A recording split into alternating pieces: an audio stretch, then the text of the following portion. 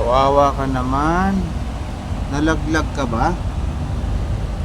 Kaya mga idol, oh, isang sisiw. Siguro nalaglag sa pugad to. Ayun, oh. Buhay na buhay. Ano to? Sisiw ng bato-bato.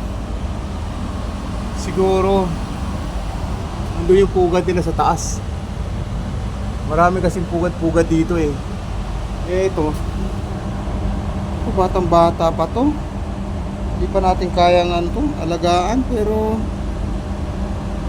sige lang. Alagaan kita hanggat kaya ko. Kung pwede, dalhin kita mamaya sa accommodation. Pero nandito tayo ngayon sa trabaho, kaya ilagay muna kita doon sa loob, sa aircon. Wawa ka naman.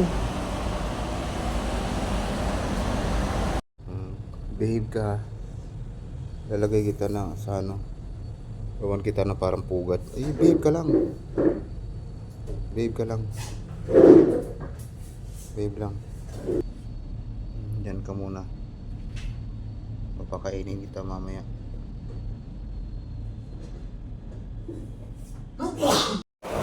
Pakaan mo na to mga lodi.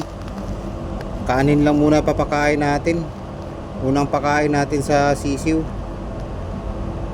Kahit pa paano magkalaman ba? Kalaman. Ay. Ayun, oh. Makain din. Hindi ko lang masushoot eh. Pero dapat hilaw yung bigas na kung talagang papakain dito. Hilaw na bigas. Hirap.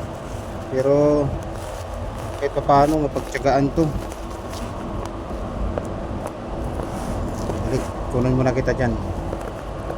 Ito, hawakan kita para mapapakain kita, no? Nga. Yan. Yan. Para magkalaman yung tiyan mo. Hindi naman kita awayin eh. O, diba? O, nagkalaman na tiyan mo. Ay, wala namang laman, oh. Kanina mga lodi, mga babusog pa to. Napulot ko siya. Kaya dapat yung medyo tuyo ang papakain dito talaga. Papatuyuin muna natin itong kanin, yung bigas. Yung kanin natin. Daling kita mamaya sa bahay. Doon kita papakainin na maayos. Diyan ka muna. Nilaglag ka ng nanay mo eh. Diyan ka muna ha. Huwag ka nang lumayas dyan ha. Diyan ka lang. Diyan ka lang. Dadalhin kita mamaya sa bahay. Yan mga lods. Oh. Pansamantala dyan muna siya. Tapos mamaya dadalhin ko mamayang gabi pag uwi ng bahay.